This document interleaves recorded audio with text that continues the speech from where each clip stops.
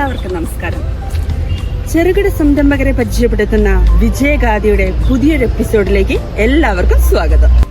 ക്ഷീരകർഷകർ നഷ്ടങ്ങൾ മാത്രം പറയുന്ന ഈ കാലഘട്ടത്തിൽ ശ്രേയസ് കോഴിക്കോട് മേഖലയിലെ ചിപ്പിലത്തോട് യൂണിറ്റിലെ സെബാസ്റ്റ്യനും വത്സമയ്ക്കും തന്റെ ബെത്ലഹേം ഫാമിലിയോട് പറയാനുള്ളത് വിജയത്തിന്റെ കഥയാണ്.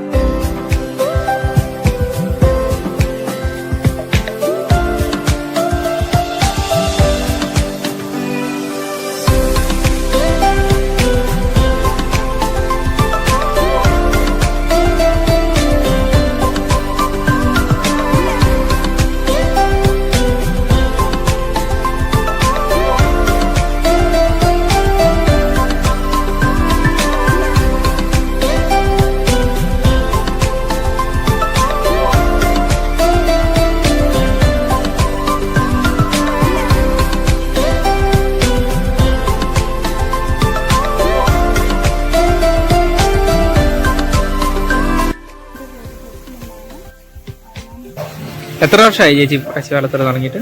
30 വർഷമായി. ഇപ്പൊ എത്ര പശുക്കളുണ്ട്? ഇപ്പൊ 8 എണ്ണം. തുടക്കത്തിൽ എത്ര പശുക്കളുണ്ടായിരുന്നു? തുടക്കത്തിൽ 1 എണ്ണം. പിന്നെ പശുക്കളെ ഇങ്ങനെ കൊണ്ടുവരും. പിന്നെ അതുങ്ങൾക്ക് ജന പിടിക്കാൻ വന്നു കഴിയുമ്പോ നിങ്ങളെ വിറ്റ് വേറെ മേടിക്കും. അങ്ങനെ മാറി മാറി മേടിച്ചിട്ട് പിന്നെ ഞങ്ങള് 2:45 എടുക്കും വെളുപ്പിന്. ഒരു 10-30 വർഷം മുമ്പ് തുടങ്ങിയതാണ് ഈ പരിപാടി. അന്നൊരു പശുവെ തുടങ്ങി. പിന്നെ അതിൽ നിന്നും പിന്നെ വേറെ വേറെ പശുക്കളെ മേടിച്ച് അങ്ങനെ സ്ഥിരമായിട്ട് ഇപ്പം പശുക്കളൊക്കെയാണ്. ഞങ്ങൾ ലോൺ എടുത്താണ് പശുക്കളൊക്കെ മേടിക്കുന്നത്. അതുപോലെ ശ്രേയസിൽ നിന്നാണേലും ഞങ്ങൾക്ക് നല്ല ആനുകൂല്യങ്ങളൊക്കെ കിട്ടുന്നുണ്ട്. പിന്നെ ലോണാണേലും ഒക്കെ മുടങ്ങാണ്ടൊക്കെ കിട്ടുന്നുണ്ട്. അത് അതുപോലെ അടയ്ക്കുന്നുമുണ്ട്. പിന്നെ ഞങ്ങള് പിന്നെ ഞാനും ഭർത്താവും മകനും കൂടെയാണ് പശുക്കളെ പശുക്കളുടെ കാര്യം നോക്കുന്നത്. 2:45 വെക്കും. 5:15 പശുവിന് പാലളക്കണം. എന്നിട്ടേക്കും കുളിപ്പീരും കൊഴുക്കും എല്ലാം കഴിയും. പിന്നെ ആരെ പെട്ടെന്ന് മുഴുവൻ പിരിഞ്ഞു തൊഴുത്ത് വൃത്തിയാക്കി പശുവിനെ ആവിടൊക്കെ കഴുകി കഴിഞ്ഞ് കറക്കും. കറവ കഴിഞ്ഞ് പിന്നെ 3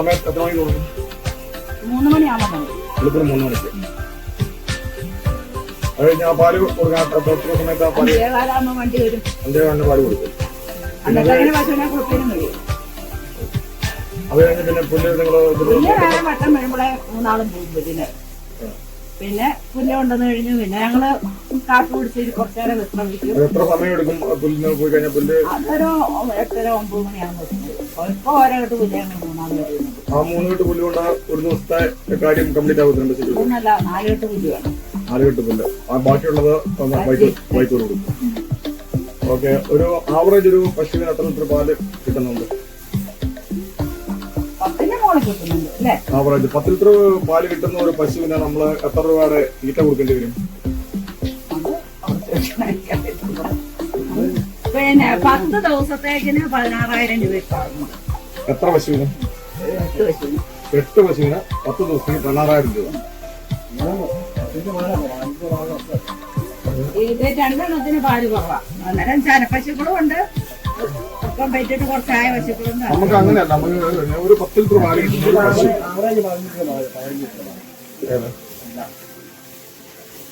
ഇപ്പം 15 ലിറ്റർ പാല് കിട്ടുന്ന ആ നിൽക്കുന്ന 4 പേര് വരുന്നുണ്ട്.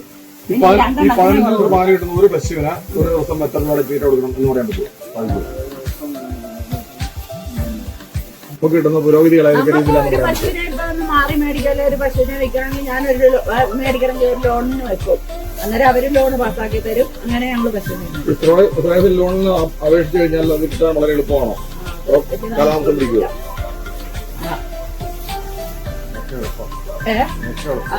ഏറ്റവും മറ്റേ ബാങ്കുകളിൽ നിന്ന് കിട്ടുന്നതിനേക്കാളും ബാങ്കിൽ പോയി ലോൺ മേടിക്കുന്നതിനേക്കാളും എളുപ്പമാണോ ബുദ്ധിമുട്ടാണോ? എളുപ്പമാണോ?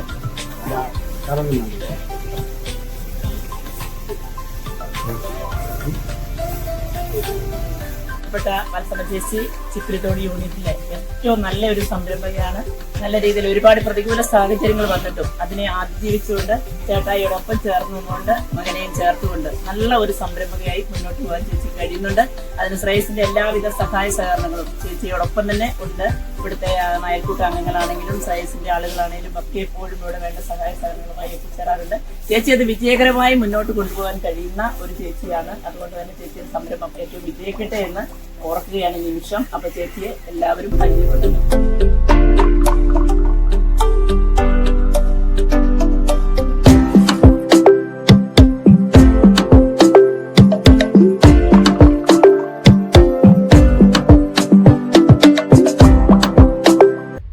മറ്റൊരു എപ്പിസോഡുമായി വീണ്ടും കാണുന്നവരെ നന്ദി, നമസ്കാരം, ബൈ.